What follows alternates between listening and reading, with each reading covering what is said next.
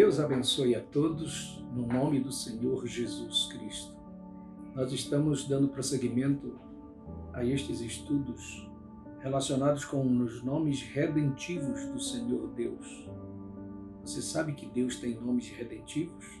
Sim, Ele tem. E nós já falamos sobre Jeová Jireh, que é o Senhor que provê todas as coisas. Já falamos sobre Jeová Nissi, que é o Senhor que é a nossa bandeira. Já falamos sobre Jeová Rafá, que é o Senhor que nos sara toda enfermidade. Hoje nós vamos falar sobre mais uma particularidade deste nome redentivo, que é Jeová Ra, que é o Senhor como nosso pastor. E antes que nós possamos ler o texto da Escritura, eu quero desejar e convidar você que não congrega conosco ainda. Nós temos um tabernáculo, um lugar de reunião que fica em Balneário Camboriú.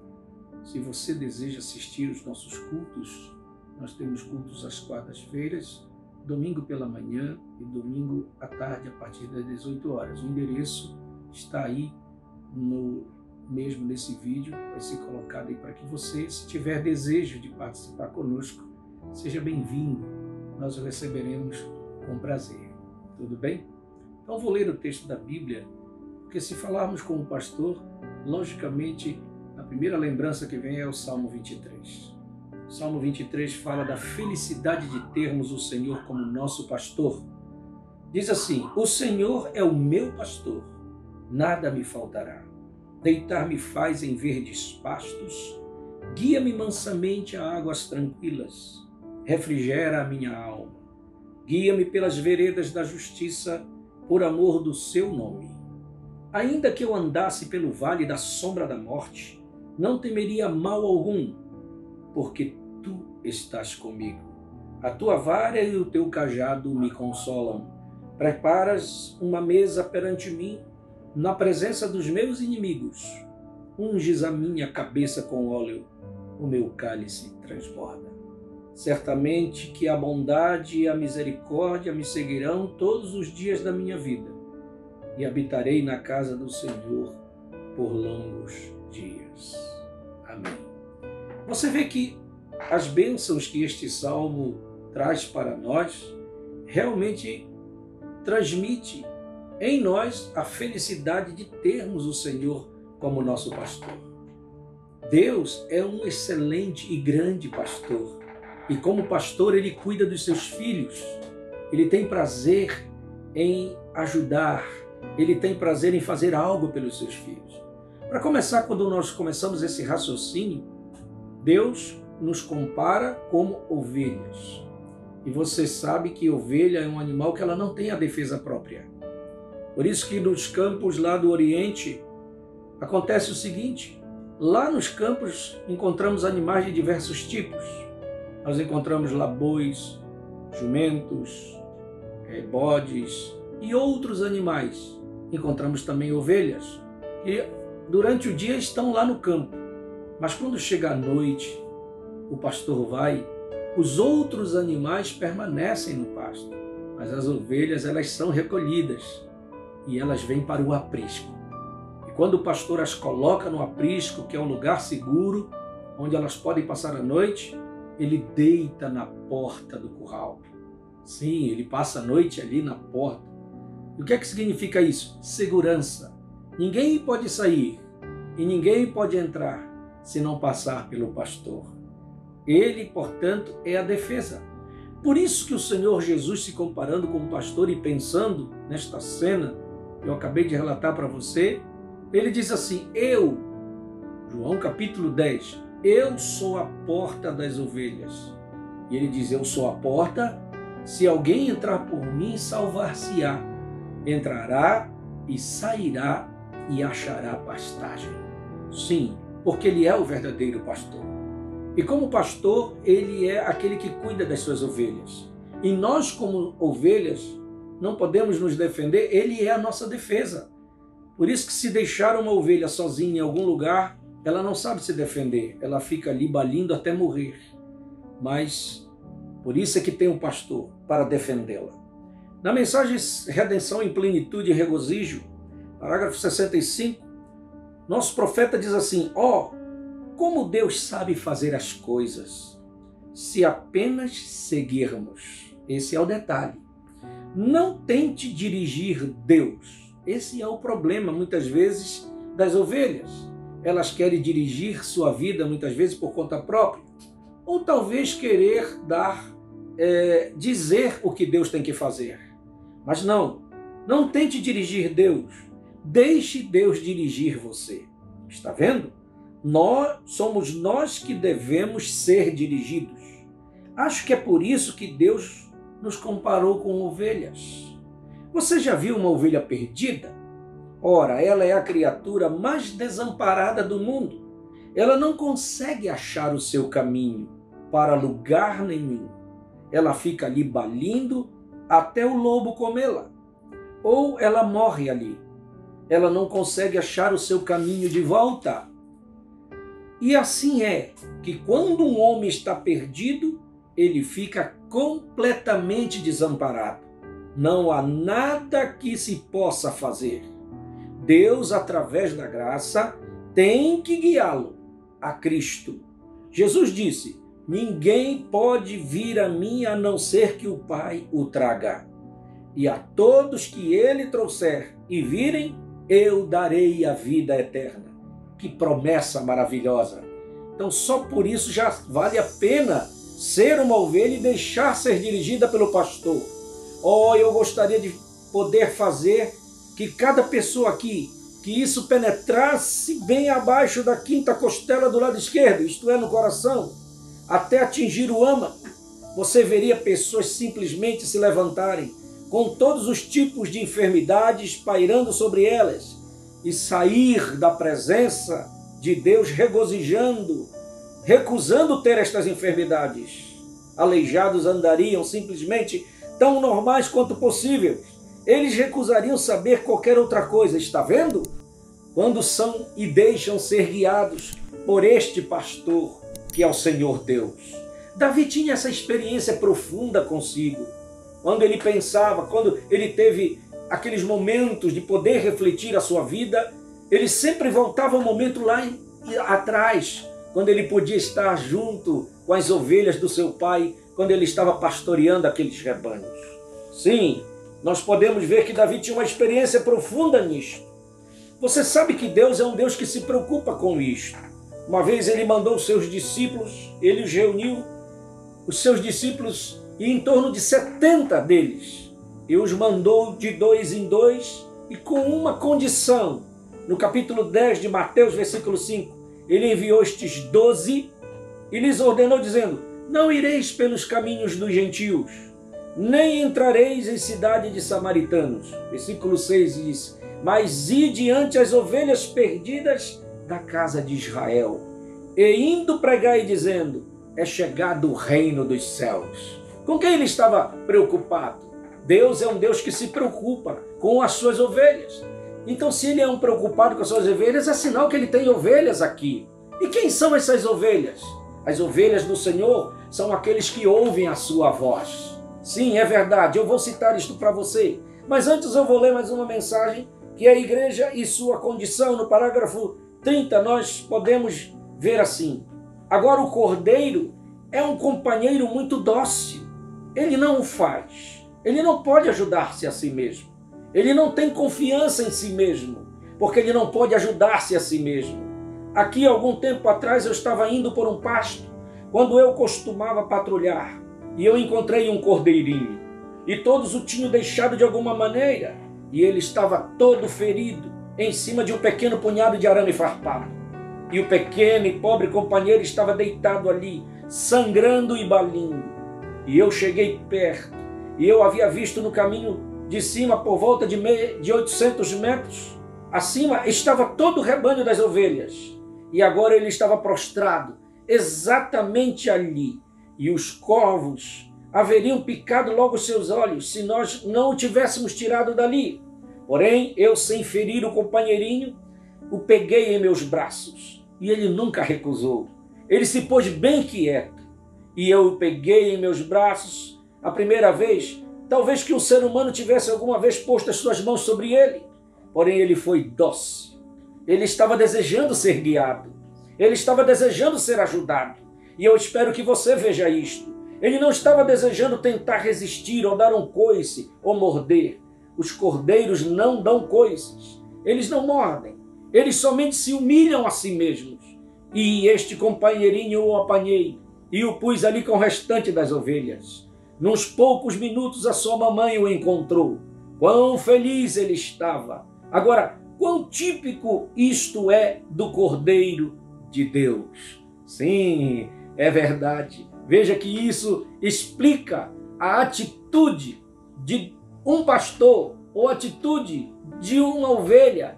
Como ela se comporta, como é que ela quer ser guiada, como é que ela é dócil, como é que ela quer ser dirigida. Oh, porém um cordeiro é tão dócil que ele pode ser guiado.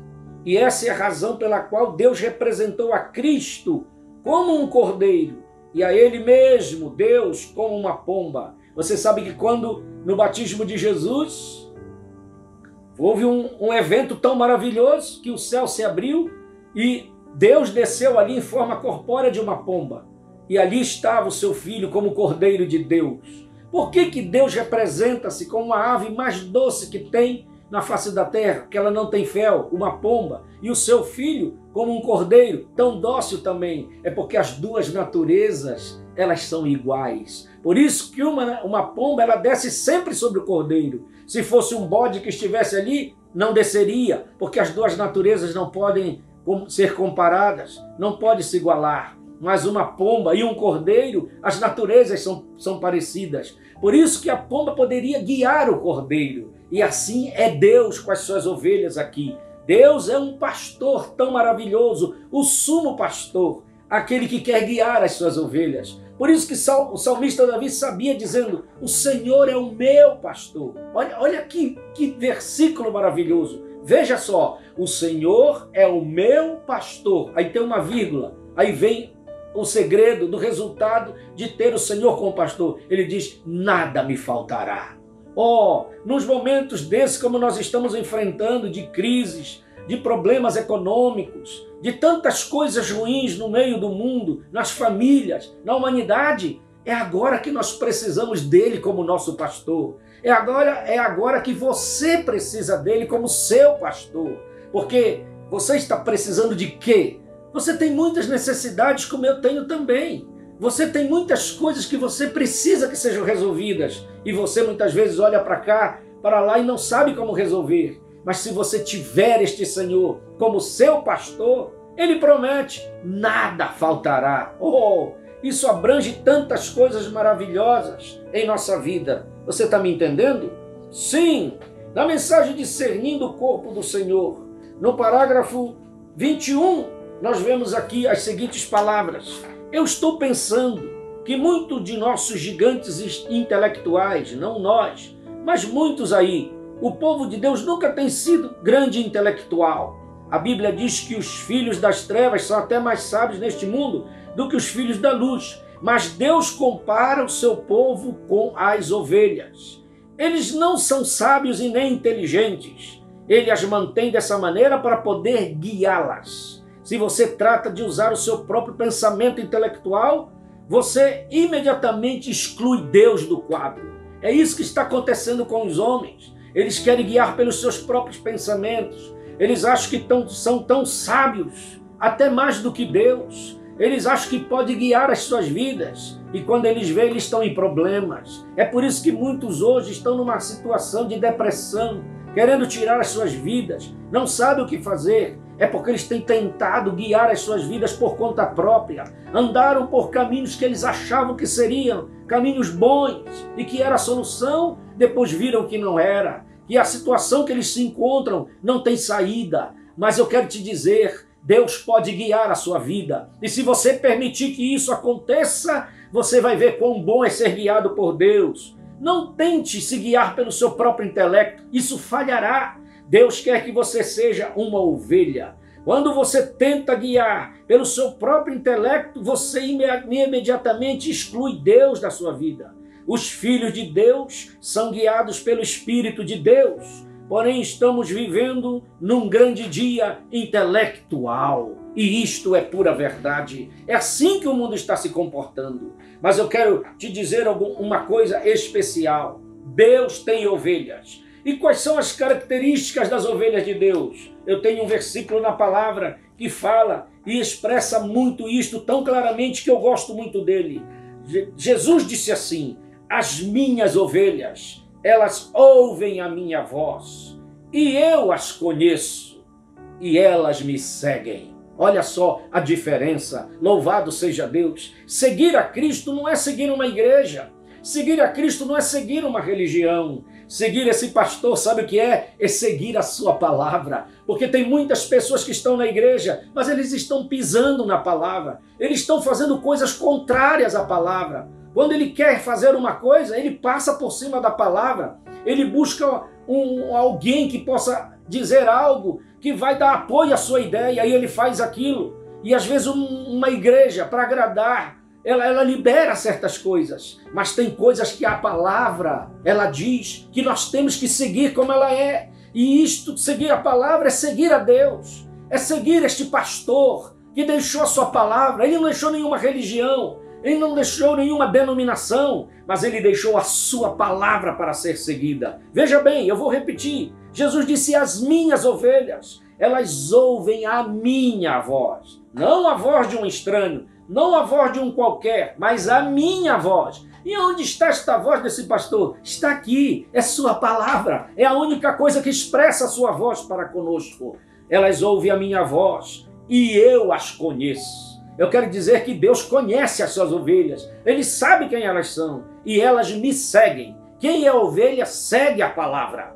E olha só, quando nós seguimos, Ele dá um presente para nós, e o presente que Ele dá não é um presente momentâneo, não é um presente que acaba, não é um presente que fica aí, hoje e amanhã não tem mais, mas é um presente que permanece. Ele diz: eu dou para elas vida eterna. Tem coisa mais maravilhosa do que isto? Vida eterna. E nunca hão de ser condenadas. Oh, então vale a pena ser ovelha desse pastor, para escapar da condenação deste mundo. Sabe por que este mundo vai ser condenado? Sabe por que pessoas serão condenadas? Porque não querem seguir a voz desse pastor, que ele está dizendo: oh, eu morri por você, eu verti o meu sangue para a tua salvação. Mas eles rejeitam isso. Eles acham que seguir a Deus é caretice, seguir a Deus é coisa para pessoas que não têm sentido na vida. Não é, é verdade. Eu vou dizer uma coisa para você: seguir a Deus é ter vida eterna, é escapar da condenação deste mundo. Nunca hão de ser condenadas. E tem uma coisa que diz: e ninguém, disse Jesus, as arrebatará das minhas mãos. Oh, quando nós somos ovelhas, que nós obedecemos, que nós vamos aos braços desse pastor, ele nos coloca numa posição privilegiada. Nós estamos em sua mão e não tem capeta do inferno, não tem espírito errado, não tem coisas erradas, não tem o diabo e todo o inferno que te arranque das mãos deste Deus Todo-Poderoso, porque quem está na mão dele, ele não deixa ninguém tomar. Louvado seja o nome do Senhor nosso Deus. Então pergunto para você: vale a pena ter o Senhor como nosso pastor?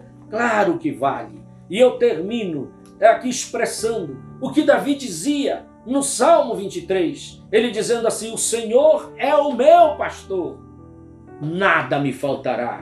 E é uma coisa que ele faz. Esse pastor, ele diz: ele faz-me deitar em pastos verdes e guia-me mansamente às águas tranquilas. Refrigera a minha alma. Você não vê que tem coisas que você precisa disto? Às vezes a alma dessas pessoas estão cansadas do pecado, cansada de levar a sua vida por conta própria.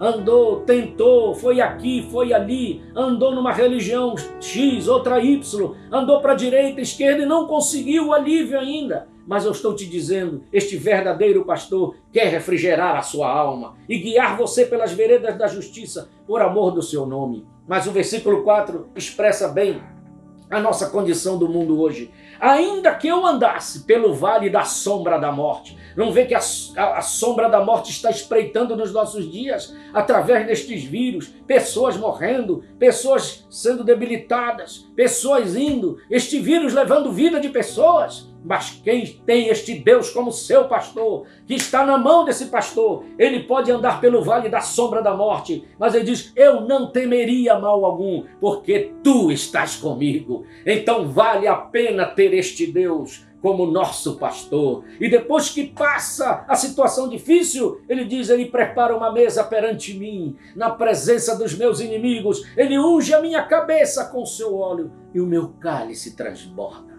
E aí, quando você anda com esse pastor, vive com esse pastor, anda a sua vida inteira com esse pastor e vive seguindo este pastor, o resultado sempre é bom, porque diz: certamente que a bondade e a misericórdia vão me seguir todos os dias da minha vida. Você quer coisa melhor do que desfrutar da bondade de Deus e da misericórdia de Deus com você?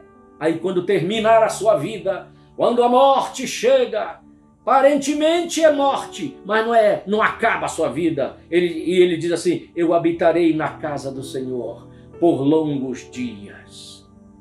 Amém. Aleluia. Oh, se a morte vier, ela é como uma carruagem que te leva para os braços deste Deus. E aí, adeus às barbaridades deste mundo, adeus para as coisas ruins deste mundo, adeus para todas estas coisas erradas deste mundo. Tudo ficará para trás e você viverá no reino, na eternidade, por toda a eternidade, nos braços deste pastor. Você não quer isto? Vamos orar juntos. Pai Celestial, nós estamos falando do Senhor como verdadeiro e sumo pastor. É muito bom ter uma vida com o Senhor como pastor de nossas almas.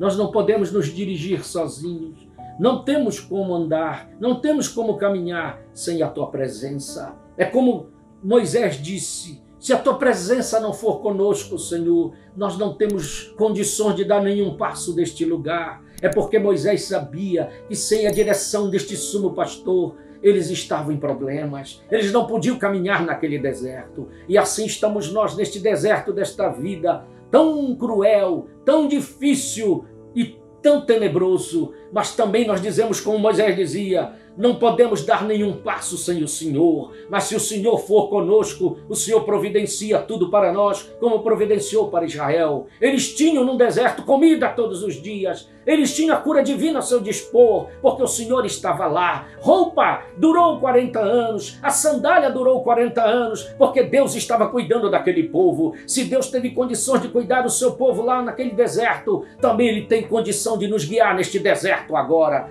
O fato é que temos que ter o Senhor como pastor em nossas vidas, e nós queremos nos dedicar a Ti, nós queremos nos entregar a Ti, e nós queremos descansar em Teus braços. Nos ajude, portanto, nós lhe agradecemos em nome do Senhor Jesus.